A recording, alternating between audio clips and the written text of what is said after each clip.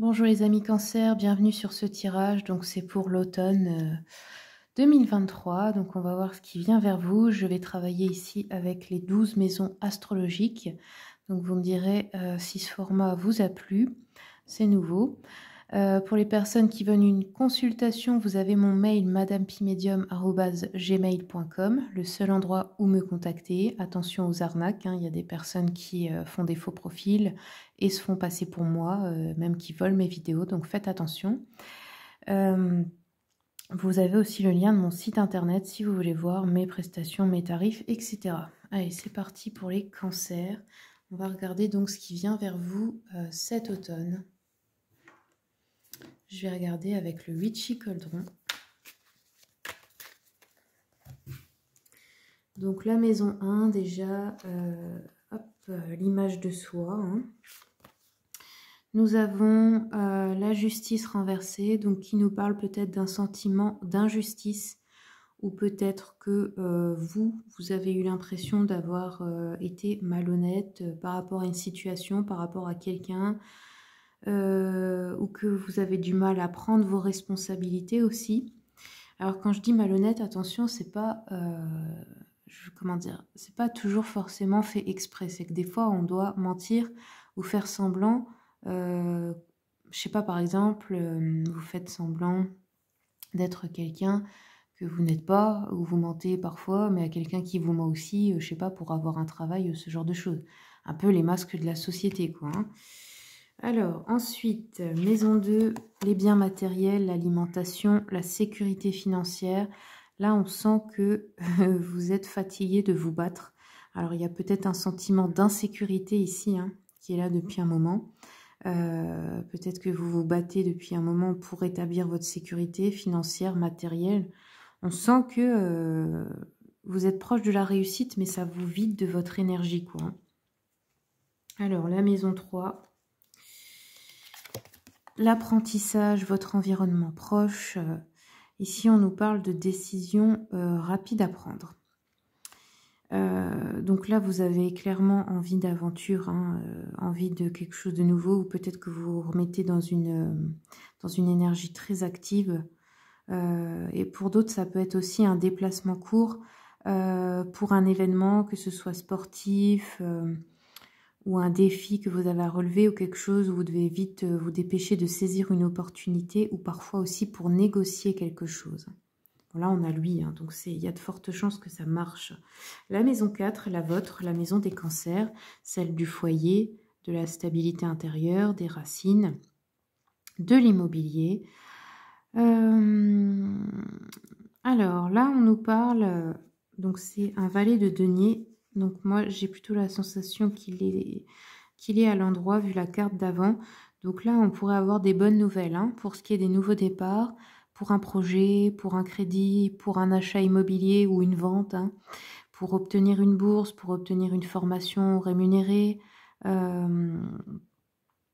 ou quelqu'un peut-être aussi qui pourrait vous prêter de l'argent ou sur qui vous pourriez compter. Donc ici, ça peut être aussi un partenaire, hein. On peut avoir aussi un nouvel emploi pour les personnes qui en cherchent un. Ici, la maison 5, donc la maison des amours, des réalisations, des enfants. Alors ici, on nous parle d'une résolution pacifique, de passer à autre chose, de trouver un compromis avec quelqu'un. Donc ça peut être avec vos enfants, ça peut être dans votre couple.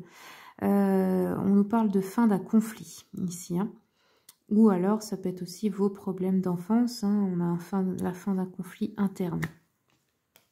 Ensuite, la maison 6, on nous parle du travail, de votre vocation, de votre santé. Ici, on peut nous parler... Alors, hop, encore une fois, nouveau départ financier. Hein, on l'a plusieurs fois. Opportunité, un nouveau travail, ou une nouvelle entreprise que vous allez créer, ou des économies que vous allez faire. Ouais, je pense. Ça peut être aussi donc trouver une nouvelle voie, hein, et se mettre à son compte pour certaines personnes ici. Hein. Ok, alors, ensuite, maison 7, donc le couple, les contrats, les associations, pardon, les projets. Ici, on nous parle... Alors, peut-être de séduction ou de mensonge, dans certains cas, dans un couple. On peut nous parler de confusion. On peut nous parler, comment dire, d'avoir signé un contrat avec une personne, en gros, qui vous dit comment faire bien les choses, mais qui ne respecte pas elle-même ses interdits, ses règles, on va dire. Hein. Ouais, ok. On peut nous parler aussi de vous, si vous êtes une femme, une personne compétitive, en fait une personne qui veut réussir sa vie professionnelle, hein, mais qui en même temps aime s'occuper de son foyer, aime bien être à la maison aussi, avoir du temps de vie avec ses proches, etc. Maison 8, donc là on a la maison des scorpions, votre ombre, l'argent, les affaires, la sexualité. Ici, il y a une notion de se sentir piégé. Alors, ça peut être une frustration au niveau des relations intimes. Ça peut être aussi la sensation d'être emprisonné dans quelque chose qu'on n'aime pas pour l'argent, un travail ou quelque chose comme ça, hein, ou une situation. Des fois, c'est un mariage. Hein. Ou se sentir victime de quelque chose ici. On peut se sentir impuissant. Ou il peut y avoir une crise, vous savez... c'est un peu les moments où on est en phase de renaissance. Bah, parfois, on a des sensations de crise. L'envie de liberté, de libérer quelque chose hein, au niveau émotionnel ici. La maison 9, la spiritualité.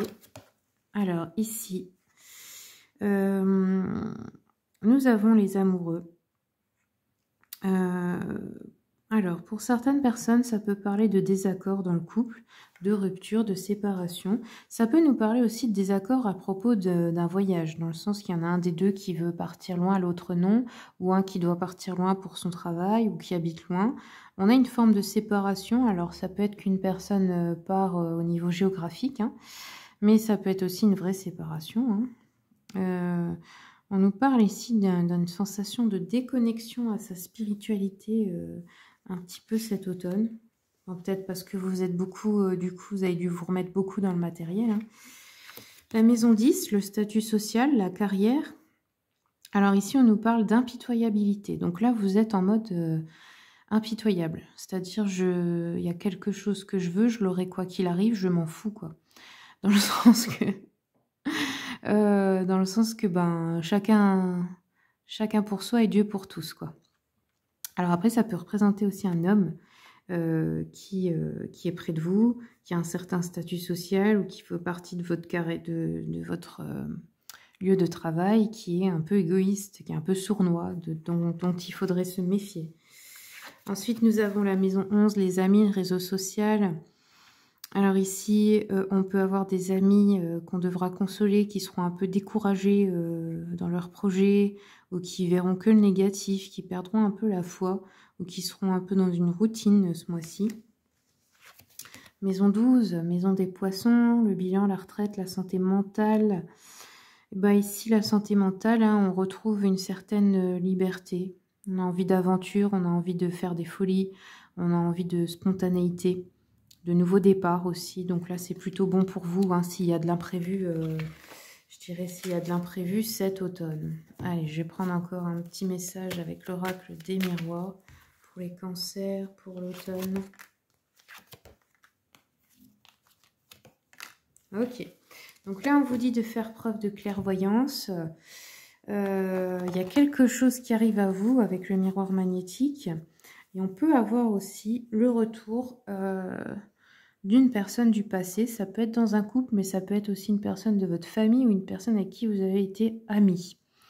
Mais on vous dit, si on vous dit clairvoyance, c'est que bon, faut pas trop s'y fier, quoi. Hein. Si la personne revient avec des promesses, c'est pas sûr qu'elle a vraiment changé. On va regarder avec l'oracle de l'abondance illimitée.